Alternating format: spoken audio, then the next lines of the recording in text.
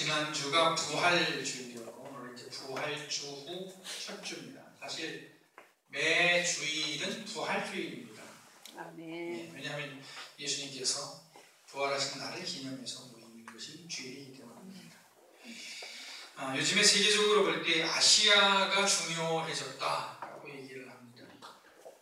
전에는 유럽이 세상을 지배했었죠. 그러다가 그 힘이 미국으로 이동을 해서 미국이 지배를 했습니다. 그리고 지금도 미국이 상당한 영향을 미치고 있는데 앞으로는 아시아가 지배할 것이다. 그렇게 많이들 얘기를 합니다. 그 아시아 중심에는 이제 중국이 있고 우리 같은 나라, 한국, 일본 등이 있습니다. 물론 지금은 세계가 긴밀하게 연결되어 있기 때문에 어떤 지역이 절대적으로 영향을 미친다 이렇게 얘기하기는 힘들 것 같습니다. 세계화 시대이기 때문이죠. 아시아가 중요해진다고 하더라도 아직까지는 서양 문명이 세상을 지배한다라고 얘기할 수 있겠습니다. 단적으로 영어가 세계적인 언어라는 점에서 서양의 힘을 알 수가 있습니다. 이북 사람들이 내려와서 힘든 것 중에 하나가 바로 우리나라 사람들이 너무 영어를 많이 쓰기 때문에 힘들다 그렇게 얘기를 하는데 그 얘기를 듣고 실제로 동네 간판들 이렇게 지나가면서 보면 우리 한국 사람도 남한 사람도 제대로 알지 못하겠는 영어식 표현들이 너무나 많이 있습니다. 어쨌든 그것은 영어의 힘을 보여주는 것이죠. 기독교는 서양 문명의 한 축으로서 지난 2000년간 세계에서 큰 영향을 미쳤습니다. 기독교가 세계적인 종교라는 사실은 우리가 오늘날 연도를 표시할 때 예수님의 태어나신 연도를 기준으로 한다는 것을 보면 알 수가 있습니다. 2018년이라는 것은 예수님을 기준으로 한 것이죠. 물론 제도화된 기독교가 세상에 좋은 영향만 미친 것은 아닙니다. 기독교가 로마에서 공인된 이후에 많은 죄를 짓기도 했습니다. 예를 들어서 현대에 와서 기독교 국가인 독일이 유대인들을 학살했습니다. 그것은 기독교인들의 잘못이었다라고 말할 수 있을 것입니다. 그러나 기독교가 잘못한 것이 있다 하더라도 세상에 엄청난 영향을 미쳤다는 사실은 부인할 수 없을 것입니다. 그런데 이렇게 큰 영향력을 가진 기독교는 이상한 종교로 사실은 출발했습니다. 왜냐하면 예수님이 부활하셨다는 소식, 그리고 예수님을 통해서 주의 사함을 받고 용서를 받는다는 구원의 소식은 믿지 않는 사람들에게 이상한 소리였기 때문입니다. 예수님의 부활 소식과 예수님을 통해서 구원받는다는 대속의 진리는 세상이 도저히 알 수 없고 받아들일 수도 없는 것입니다. 그러나 복음은 하나님의 능력에 의해서 전파가 되어 있습니다. 복음은 예수님의 부활에 기초를 두고 있습니다. 지난주에 이어서 오늘도 예수님의 부활에 대해서 말씀을 드리려고 합니다. 오늘은 누가복음 24장 말씀을 중심으로 말씀드리려고 합니다. 누가복음 24장 1절 말씀 보니까 예수님께서 안식 후 첫날 부활하셨다 그랬습니다. 안식 후 첫날. 안식 후 첫날이라는 얘기는 안식일이 지난 다음 날이라는 뜻입니다. 안식일은 엄격하게 얘기를 하면 금요일 저녁부터 토요일 저녁 전까지입니다. 그러니까 이 안식 후 첫날은 토요일 밤을 빼면은 주일이 됩니다. 사실상 주일이 되는 것이죠. 예수님께서 안식 후 첫날 부활하셨다는 사실은 오늘날 주일, 즉 일요일에 예배당에 모여서 예배를 드리는 우리에게 중요합니다. 오늘날 우리가 주일날 예배를 드리게 된 것은 예수님께서 주일날 부활하셨기 때문입니다. 초기부터 기독교인들은 안식 후 첫날, 즉 주일날 모여서 예배를 드렸습니다. 그러니까 유대인들은 안식일도 지키고 주일도 지켰을 것입니다. 예배를 드리면서 말씀도 있었고 또 중요하게 성찬식이 있었습니다. 성찬식은 바로 예수님의 죽음과 부활을 기념하는 것이었기 때문에 매주일 있었던 것이죠. 주일날 모인 기독교인들은 예배를 시작하기 전에 주님께서 부활하셨습니다 라고 인사하고 예배를 시작했다고 합니다. 근데 그때는 핍박이 많은 때였기 때문에 굉장히 긴장된 상태에서 은밀하게 표현을 했을 것입니다. 예수님께서 안식 후 첫날, 즉 주일날 부활하셨을 때 여자들이 예수님의 무덤을 찾았고 무덤이 비어있다는 사실을 알았습니다. 그때 어떤 사람들이, 천사들이었죠. 천사들이 나타나서 여자들에게 말했습니다. 어찌하여 살아있는 자를 죽은 자 가운데서 찾느냐라고 했습니다. 이 말씀에서 예수님께서 부활하셨다는 확실한 사실을 알 수가 있고 그것이 이상한 일이 아니라는 사실을 알 수가 있습니다. 물론 일반적 경험과 상식으로 예수님의 부활은 믿을 수 없는 일이고 그런 믿을 수 없는 일을 믿는 것은 이상한 일입니다. 그러니까 우리 여기 있는 분들은 이상한 분들이에요. 왜? 예수님의 부활을 믿으니까. 그러나 성경은 예수님의 부활은 사실이고 그 사실을 믿지 못하는 것은 믿음이 없기 때문이다 라고 얘기를 합니다. 제가 언젠가 저희 집에 옛날에 제가 어렸을 때 그 우물물을 떠먹던 얘기를 해줬습니다.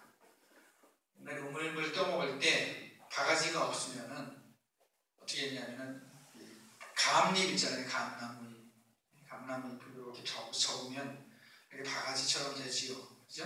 그래서 이렇게 떠먹었습니다. 다들 아마 어렸을 때 해보셨을 거예요. 감잎으로 이렇게.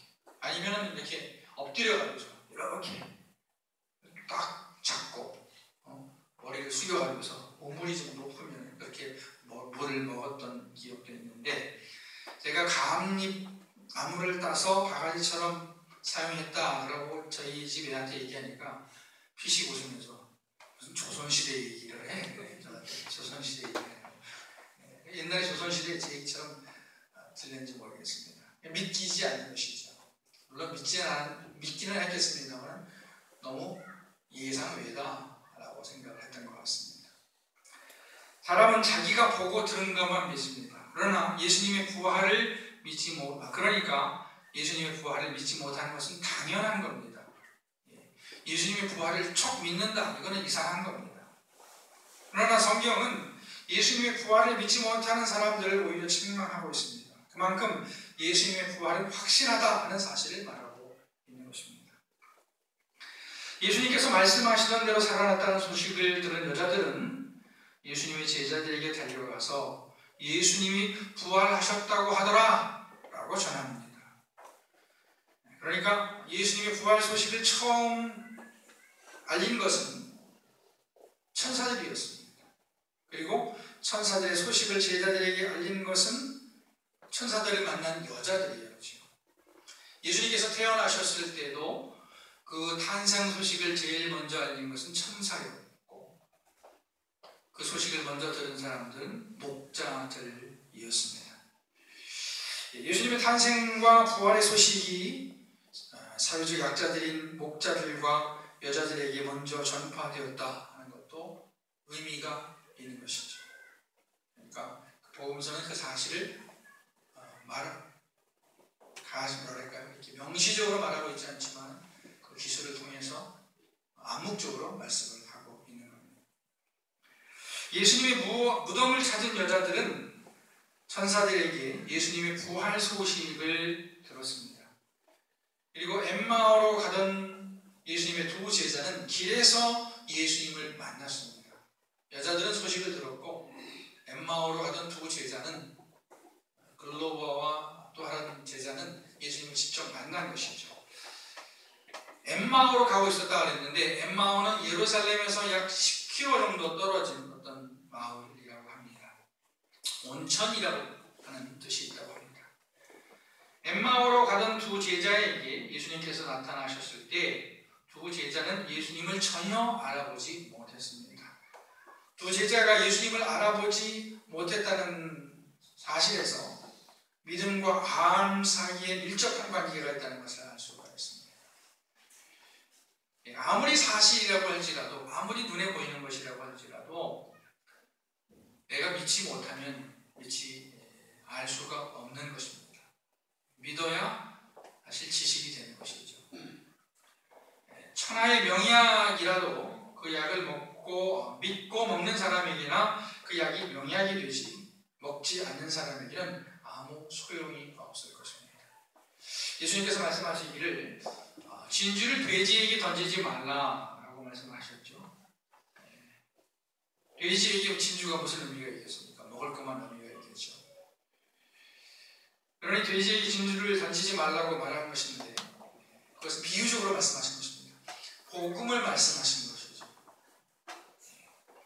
복음에는 믿는 사람을 살릴 수 있는 능력이 있지만 복음은 믿어야 그 능력이 나타나게 될 것입니다. 아멘. 두 제자는 부활하신 예수님을 알아보지 못하고 예수님에게 예수님에 관한 이야기를 했습니다. 무슨 얘기를 하고 있었느냐? 그러니까 당신이 그 예수에 대한 얘기를 못 들었느냐? 라고 예수님께 얘기를 했단 말입니다. 예수님이 말과 일에 능한 선지자였고 우리는 그분이 그리스도라고 생각을 했는데, 이스라엘을 속량할 자라고 생각을 했는데 십자가에 못 박혀 죽으셨다. 그런데 어떤 사람이 말하기를 다시 살아났다고 한다. 그래서 우리가 혼란스럽다. 이런 뉘앙스의 이야기였습니다. 예수님은 엠마오로 가던 두 제자에게 구약 성경을 인용해서 자기에 관한 이야기를 자세히 해 주셨습니다. 예수님께서 두 제자에게 어떤 구약 성경 말씀을 인용하셨을지 사도행전을 보면 알 수 있습니다. 사도행전에 보면은 오순절날 성령이 임하고 베드로가 복음을 전하면서 구약 성경을 인용을 하지요. 이때 시편 16편 말씀을 인용합니다. 내가 여호와를 항상 내 앞에 모시며 그가 내 우편에 계심으로 내가 요동치 아니하리로다. 이러므로 내 마음이 기쁘고 내 영광도 즐거워하며 내 육체도 안전히 거하리니 이는 내 영혼을 음부에 버리지 아니하시니 주의 거룩한 자로 썩지 않게 하실 것이니이다. 주께서 생명의 길로 내게 보이시리니 주의 앞에는 기쁨이 충만하고 주의 우편에는 영원한 즐거움이 있나이다. 예수님께서 자기에 관해서 구약 성경을 인용해서 두 제자에게 말씀을 하셨을 때에 제자들의 마음이 뜨거워졌다 그랬습니다. 그래서 이제 나중에 생각해 보니까 그런 것이었죠. 뜨거워졌다는 것은 예수님의 부활을 이해하고 믿게 되어서 마음속에 확신이 생기고 소망이 생겼다, 또 기쁨이 생겼다는 의미가 되었습니다. 그러나 여전히 제자들은 예수님을 알아보지 못했습니다. 제자들은 예수님을 알아보지 못한 채 예수님을 어떤 집에 모셔서 식사를 대접을 했습니다.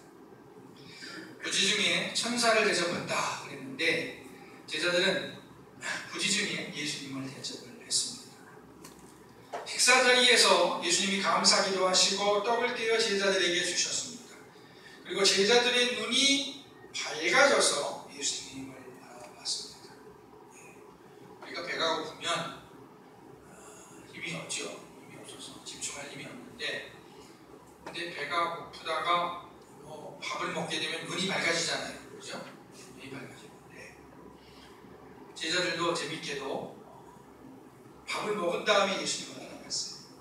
그러니까 그 음식 할 필요도 있지만 밥 먹을 필요도 있다 하는 것을 알 수 있는데, 예수님께서 요한복음에도 보면은 제자들에게 먹을 것을 주셨죠. 어쨌든 제자들은 밥을 먹은 후에 예수님을 알아봤습니다. 그런데 예수님께서 금방 사라지셨다고 했어요. 성경에 보니까 예수님께서 나타나셨다가 금방 사라지셨다고 했어요.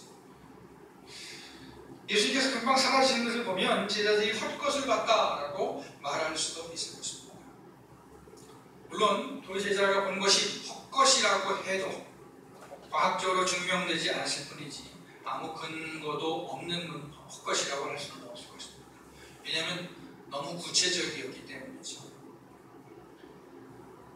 여기서 예수님께서 부활하셨을 때 예수님의 몸 상태가 어땠는지 궁금합니다.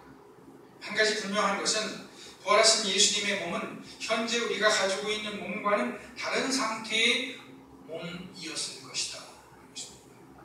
예수님은 아마도 순간 이동을 할 수 있는 상태의 몸을 가지셨다고 할 수 있을 것입니다.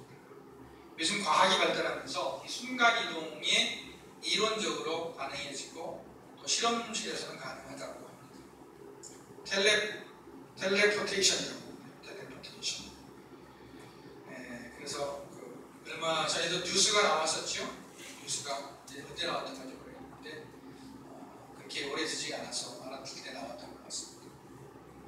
과학자들이 실험을 했는데 광자 하나를 양자니 전자니 광자니 이렇게 하나를 순간 이동시켰다는 거예요. 순간 이동.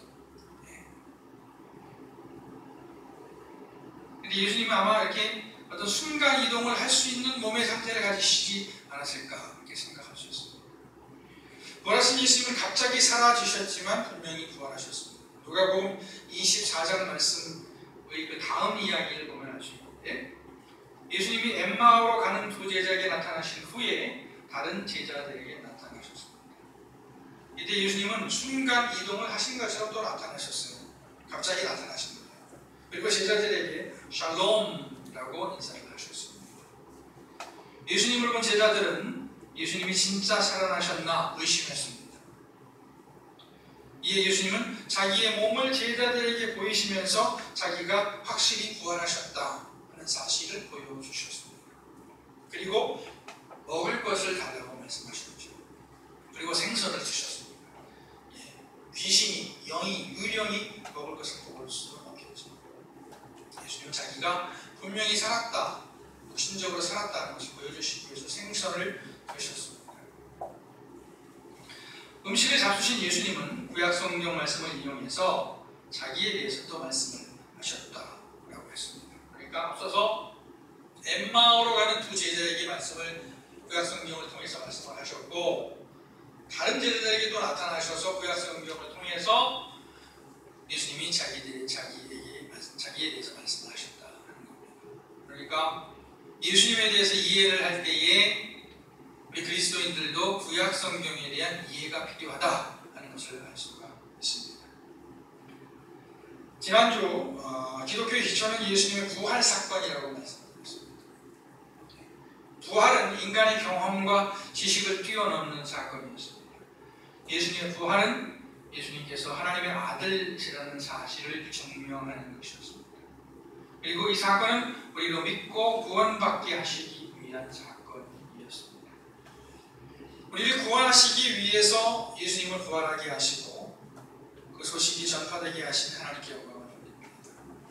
부활하신 예수님이 우리 가운데 임하셔서 예수님이 이 자리에 이 예배당 가운데 우리 교우들 마음 가운데 임하셔서 우리 주님이 되시고 우리와 같이 사시게 되기를 축원합니다.